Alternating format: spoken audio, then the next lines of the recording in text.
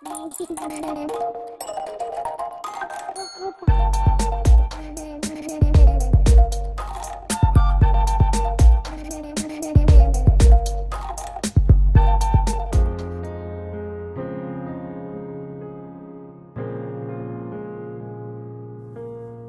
কুমারের শ্রেষ্ঠ গল্প স্বর্ণ সিংহ, প্রথম পরিচ্ছেদ। সে আজ অনেক বছরের কথা। ওকালতি পরীক্ষায় উত্তীর্ণ হইয়া আলিপুরে প্র্যাকটিস আরম্ভ করিলাম, কিন্তু মক্কেল জুটিল না। মাস 6 কাল বার লাইব্রেরিতে বসিয়া অন্যান্য নব্য উকিলগণের সহিত নানাবিধ খোঁজ গল্প করিয়া ক্রমে শ্রান্ত হইয়া পড়িলাম। ভাবিলাম পশ্চিম যাই, কিন্তু পশ্চিমেই বা যাই কোথায়? ডিরেক্টরি বাহির করিয়া পশ্চিমের নানা স্থানের উকিলের তালিকা অনুসন্ধান করিতে লাগিলাম। খুঁজিতে খুঁজিতে দেখিলাম বিহারে সাসেরাম নামক একটা মহকুমা আছে, সেখানে বাঙালি উকিল একটিও নাই, আর কোনো বাঙালিই নাই। যাইবার পক্ষে বাধা ও বিস্তর, রেল নাই। আরা স্টেশনে নামিয়া এক্কা করিয়া 3-4 দিন যাইতে হয়। ভাবিলাম এই ঠিক হইয়াছে। এই পৃথিবীর বাহির কাশী, সাক্ষাৎ কৈলাস, এইখানে গেলে আমার পসার হইবে। পশ্চিমের লোকের বিশ্বাস বাঙালিরা অত্যন্ত বুদ্ধিমান জাতি। ওদিকটায় বাঙালির এখনো বেশ খাতির আছে। সুতরাং মাসখানেকের মধ্যে সাসেরাম পৌঁছিয়া প্র্যাকটিস আরম্ভ করিলাম। সাসেরামে একজন উর্দুওয়ালা উকিল ছিলেন। তাহার নাম মুন্সি জোয়ালা প্রসাদ। তিনি সেখানকার প্রধান উকিল। আমাকে দেখিয়া কিন্তু বৃদ্ধ সন্তুষ্ট হইলেন না। যাহাকে তাহাকে বলিয়া বেড়াইতে লাগিলেন, আরে ও তো বাচ্চা হয়, কানুন কা হাল কে জানতে হয়। প্রথম প্রথম একটা মোকদ্দমায় আমি তাহার বিপক্ষ দলের উকিল নিযুক্ত ছিলাম। মোকদ্দমা শেষে বক্তৃতার দিন আইনের তর্ক করিবার জন্য অপরাধের মধ্যে আমি খান কতক মোটা মোটা পুস্তক লইয়া গিয়াছিলাম। জোয়ালা প্রসাদ কোন আইনের পুস্তকের ধার ধারিতেন না। প্রকাশ্য আদালতে হাকিমকে বলিলেন, হুজুর देखिए तो तमाशा, कोलकाता से एक वकील आए हैं, न मोच न दाढ़ी, और बहस के लिए टोकरी तरफे किताब ले आए हैं। हुजूर को कानून सिखलाने मांगते हैं, जैसे कि हुजूर को कानून मालूम नहीं है। हाकिम একটু হাস্য করিয়া উকিল সাহেবকে বসিতে অনুরোধ করিয়াছিলেন। আমার প্রতি জোয়ালা প্রসাদের এই বিদ্বেষের কারণ ক্রমে বুঝিতে পারিলাম। জ্যেষ্ঠ পুত্রটি পাটনা কলেজে আইন অধ্যয়ন করিতেছিল। সেই ব্যক্তি ভবিষ্যতে সাসেরামের একমাত্র ইংরেজি জানা উকিল হয়, ইহাই মুন্সি জোয়ালা প্রসাদের বাসনা ছিল। তাই আমাকে দেখিয়া তাহার এত আক্রোশ।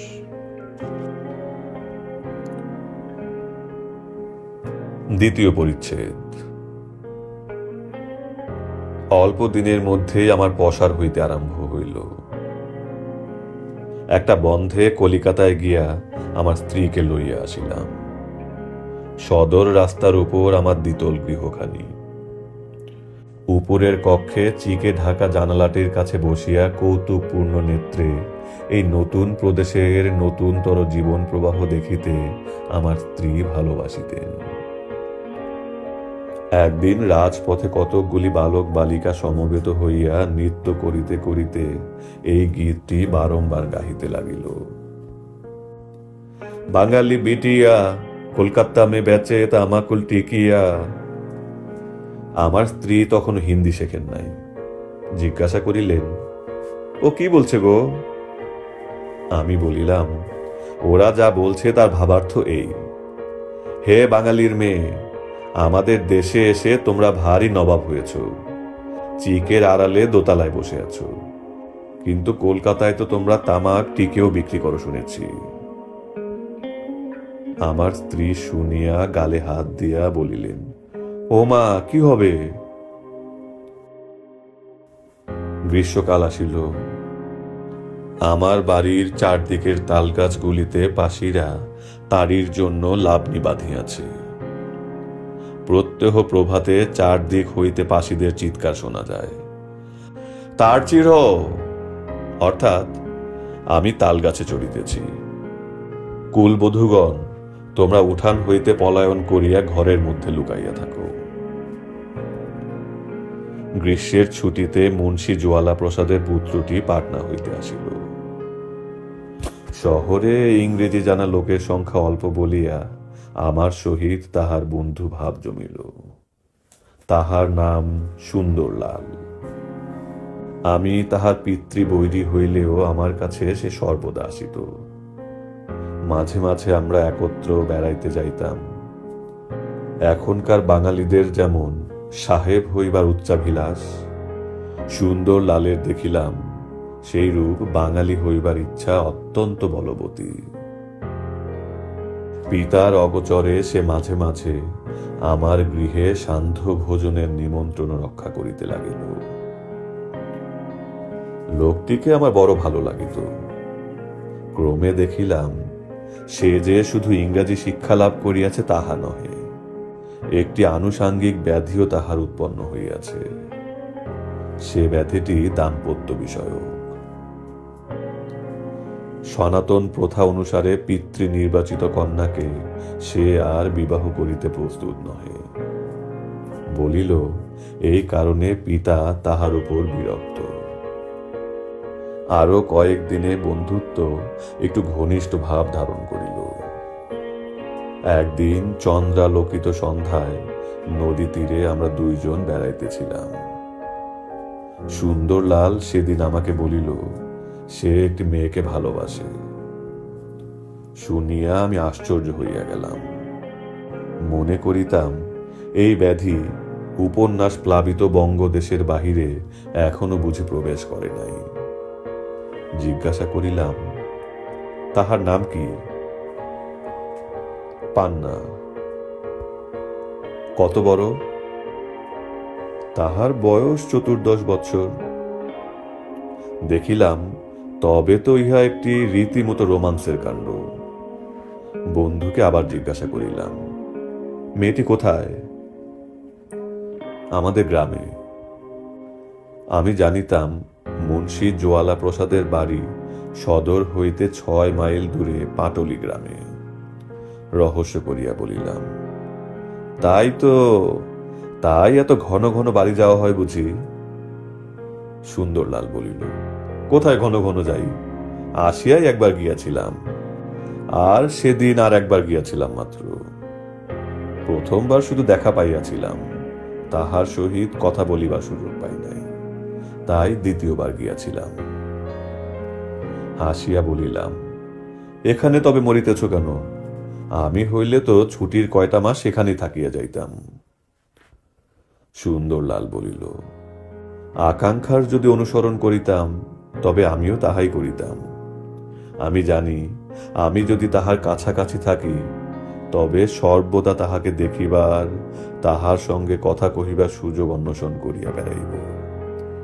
তাহা হইলে নিজেকে সংযত করিয়া রাখিতে পারিব না। এইরকম কিছুদিন চলিলে গ্রামের লোকের মধ্যে কি প্রকার আলোচনা উত্থিত হইবে তাহা ভাবিয়া দেখো। আমি যাহাকে ভালোবাসি আমি কি তার? সুন্দরলাল আর বলিতে পারিল না।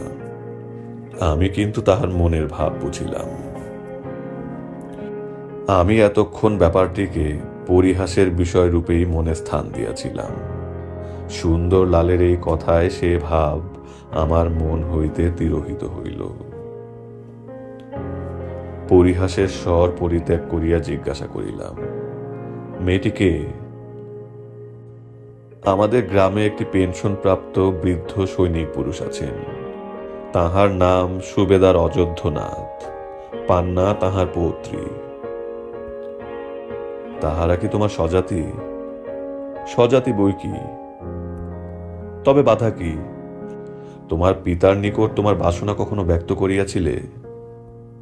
করিয়াছিলাম। নিজে করি নাই, অন্য লোক দিয়া বলাইয়াছিলাম।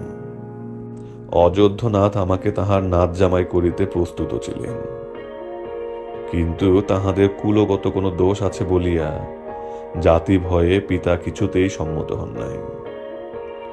সে মেয়ের আরো অনেক ভালো স্থলে বিবাহের সম্বন্ধ হইয়াছিল, কিন্তু কেহই সম্মত হয় না।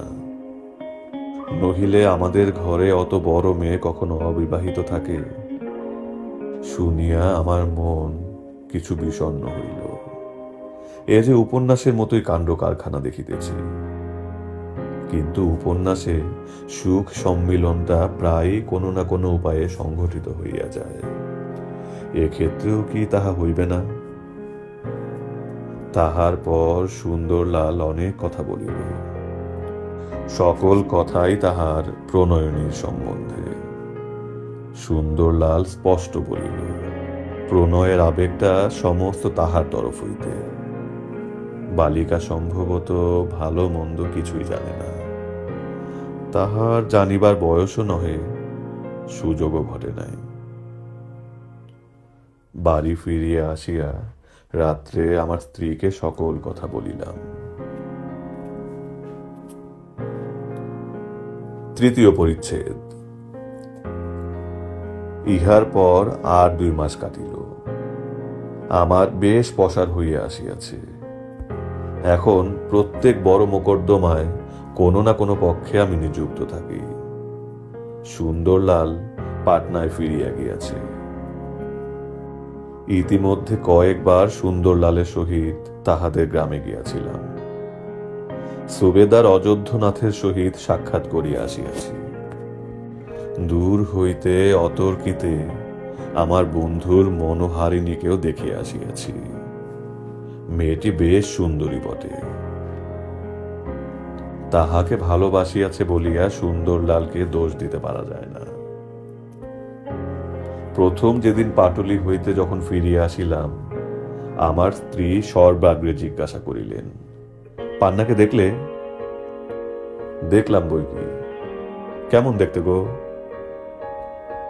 জ্ঞানীজনেরা বলিয়া থাকেন, নিজের স্ত্রীর সম্মুখে কখনো অন্য কোনো স্ত্রীলোকের রূপের প্রশংসা করিলে বিপদের সম্ভাবনা আছে। তাই সাবধানতা অবলম্বন করিয়া বলিলাম, দেখতে মন্দ কি? স্ত্রী বলিলেন, তবু কিরকম দেখতে, কিরকম রং, মুখ চোখ কিরকম? বলিলাম, তা ভালোই।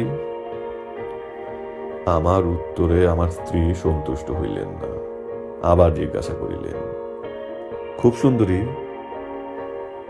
পূর্ববত সাবধানতা অবলম্বন করিয়া বলিলাম, কি জানি, অত বুঝি সুঝি নেই। গৃহিণী বলিলেন, আহা, কথার শ্রী দেখো, কচি খোকা কিনা কিচ্ছু বোঝেন না। আচ্ছা, একটা কথা জিজ্ঞেস করি, তুমি যদি সুন্দরলাল হতে তাহলে তুমি ভালোবাসতে কিনা? আমি দুষ্টামি করিয়া বলিলাম, কাকে? তোমাকে?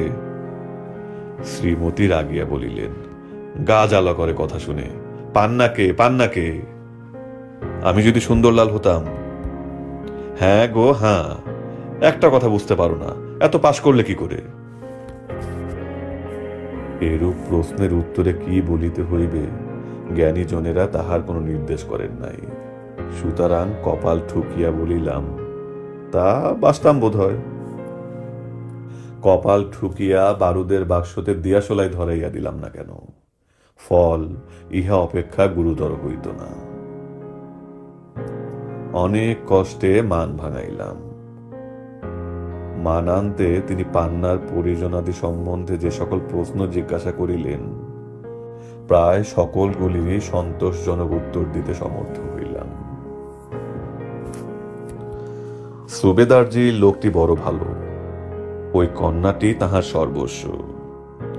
বলেন, ইচ্ছা করিলে এখনই তাহার বিবাহ দিতে পারেন, কিন্তু মেয়েটিকে পরের হাতে সমর্পণ করিয়া দিয়া কি লইয়া থাকিবেন? আজীবন তিনি যুদ্ধ ব্যবসায় করিয়া কাটাইয়াছেন, তাহার অনেক গল্প করিলেন। আষাঢ় মাস।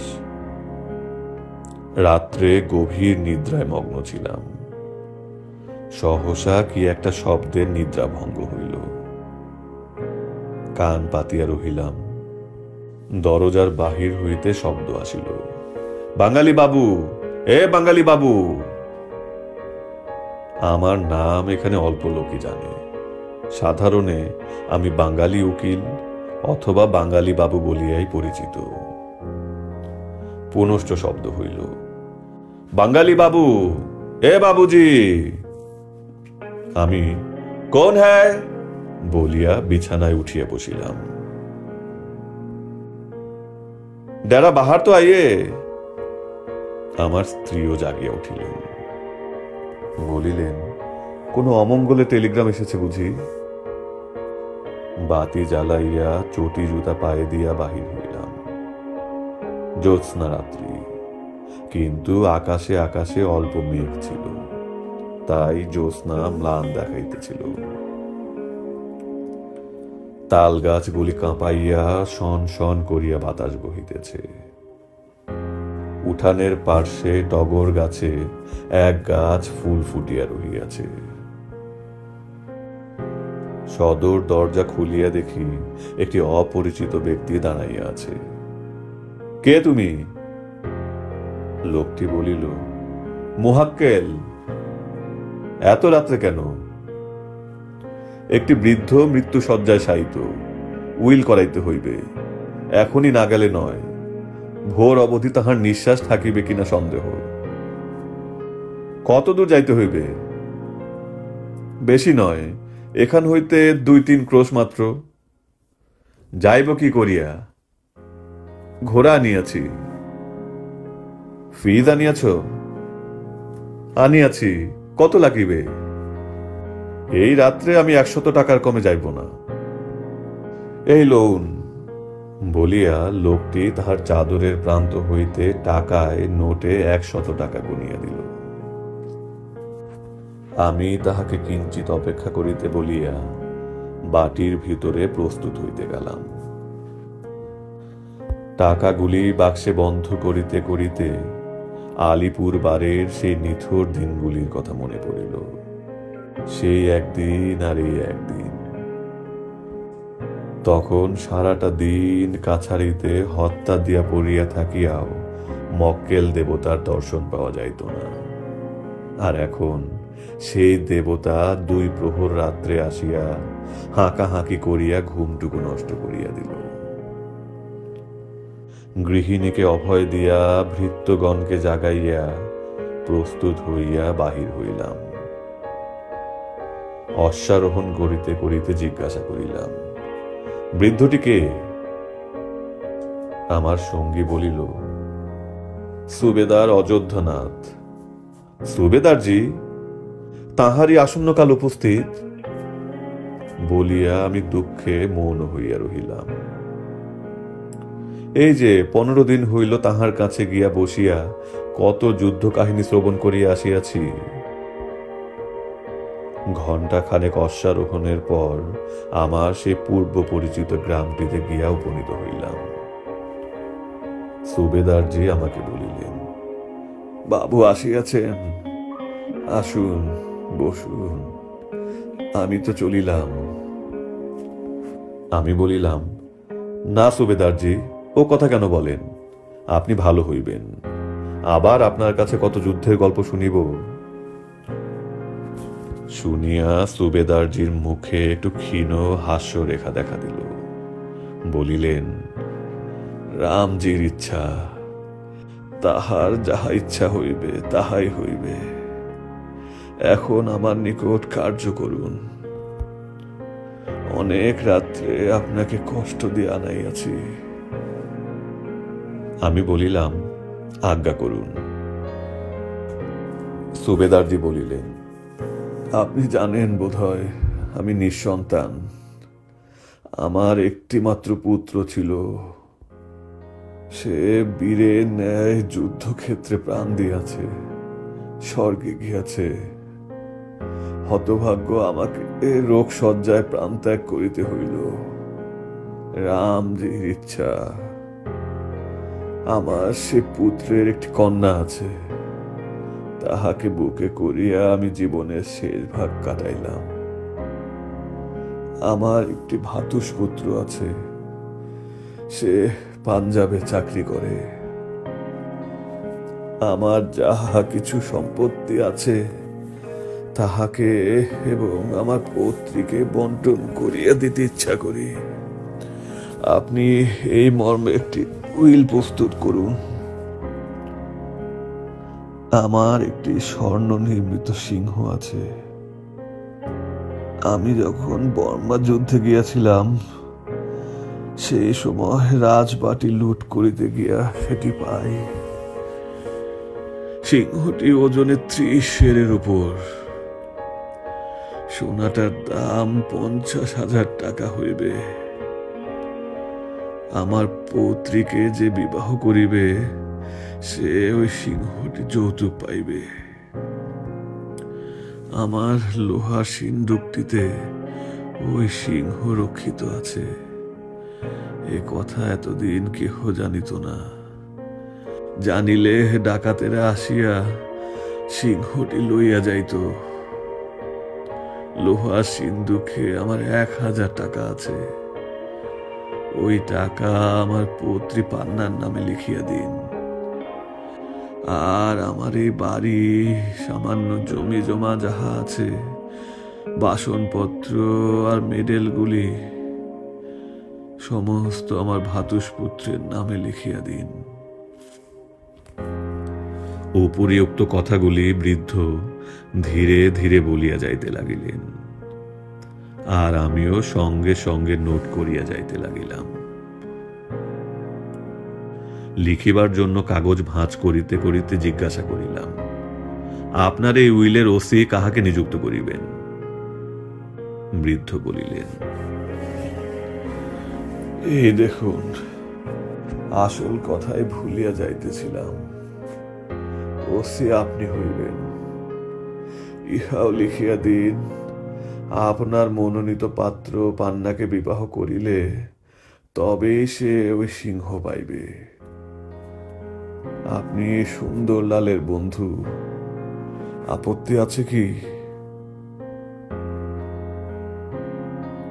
আমি বলিলাম, আমি আহ্লাদের সহিত আপনার উইলের ওসি হইতে প্রস্তুত আছি।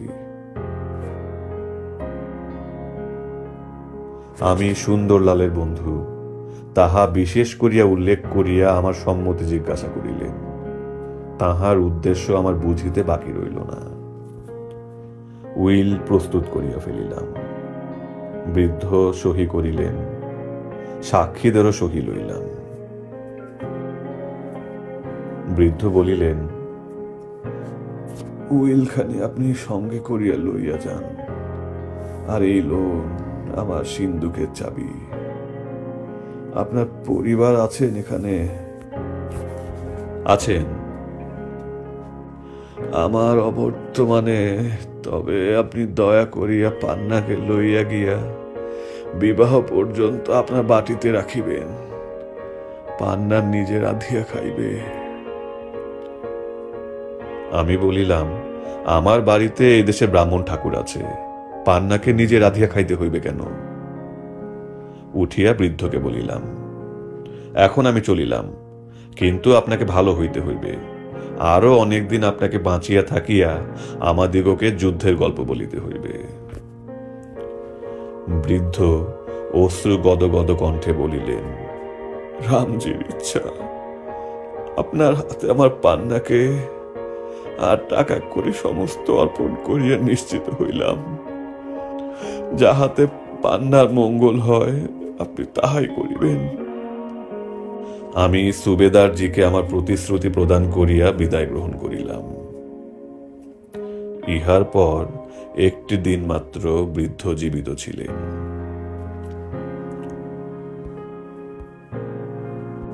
চতুর্থ পরিচ্ছেদ। 1 মাস কাটিয়াছে।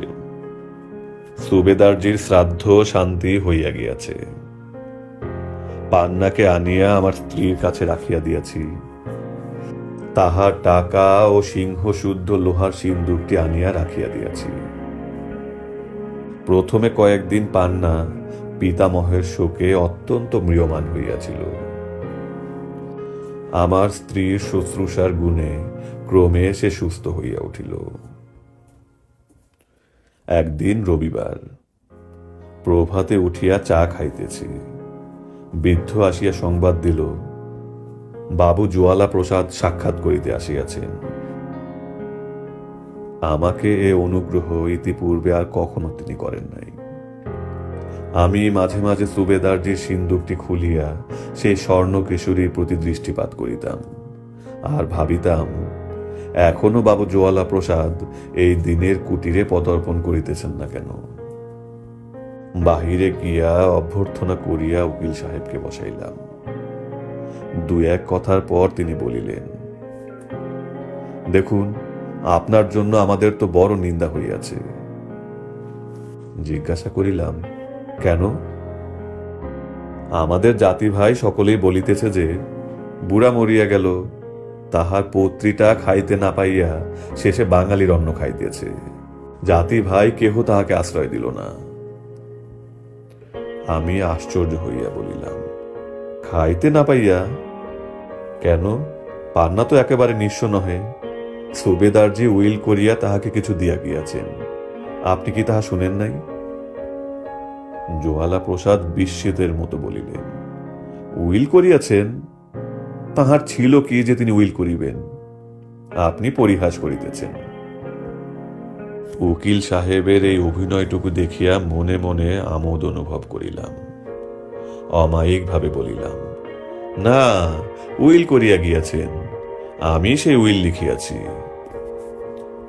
জোয়ালা প্রসাদ বলিলেন, তা ভালো, বাড়িটা আর 2-10 টাকা যাহা বুড়ার ছিল তাহা উইল করিয়াছেন বোধ হয়। তাহা বুদ্ধির কার্যই করিয়াছেন। ওই যে পান্নার পিতা, সে বুড়ার বিবাহিতা স্ত্রী সন্তান ছিল না বলিয়া একটা গুজব আছে কিনা। উইল না করিলে সম্ভবত বাড়িটি বুড়ার ভাতুষপুত্র আসিয়া দখল করিত। ওকালতি করিতে করিতে বুড়া হইয়া গেলাম, সবই বুঝিতে পারি বলিয়া তিনি একটু কাষ্ঠ হাসি হাসিলেন। লোকটার মুখ দেখিয়া আমি বেশ বুঝিতে পারিলাম আসল কথাটাই তাহার মনে তোলপাড়া করিতেছে, অথচ প্রকাশ করিবার সাহস হইতেছে না। নানা অসম্বন্ধ কথা পারিয়া নিতান্ত অসংলগ্ন ভাবে অবশেষে কথাটা বলিয়া ফেলিলেন। পান্নার সহিত সুন্দরলালের বিবাহের প্রস্তাব করিলেন। আমি মনে মনে বলিলাম, হে স্বর্ণকেশরী, তোমার মহিমা। জোয়ালা প্রসাদকে বলিলাম, মেয়েটির ওই যে কুলগত দোষ আছে, তাহাতে আপনার জাতি ভাই কোনো আপত্তি করিবে না তো? জোয়ালা প্রসাদ বলিলেন, করিবে, আমি বিলক্ষণ জানি, তাহারা আমাকে এক ঘরে করিবে। কিন্তু আমরা শিক্ষিত ব্যক্তিরা যদি নির্বোধ সমাজ শাসনের এত ভয় করিয়া চলি, তাহা হইলে দেশের কুসংস্কারাপন্ন রীতিনীতিগুলি কি কখনো সংশোধিত হইবে বলে আপনি মনে করেন নবীনবাবু? অনেক কষ্টে হাস্য সংবরণ করিয়া গম্ভীরভাবে আমি মাথাটি নাড়িতে লাগিলাম। বলিলাম, ঠিক ঠিক উকিল সাহেব, আপনি আপনার বিদ্যাবত্তার উপযুক্ত কথাই বলিয়াছেন। জোয়ালা প্রসাদ বলিলেন, ইংরাজি পড়ি নাই বটে, কিন্তু সমাজ ও ধর্ম সম্বন্ধে আমার মতাদি ইংরাজি শিক্ষিত দিগের মতোই।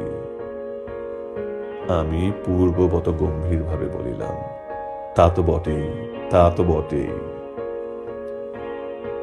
জোয়ালা প্রসাদ বোধহয় মনে করিলেন তাহারে ভণ্ডামিটুকু আমি ধরিতে পারি নাই, তাই উৎসাহিত হইয়া বলিলেন, আচ্ছা নবীনবাবু, আপনি তো সুন্দরলালের সঙ্গে বিশেষ বন্ধুত্ব স্থাপন করিয়াছেন।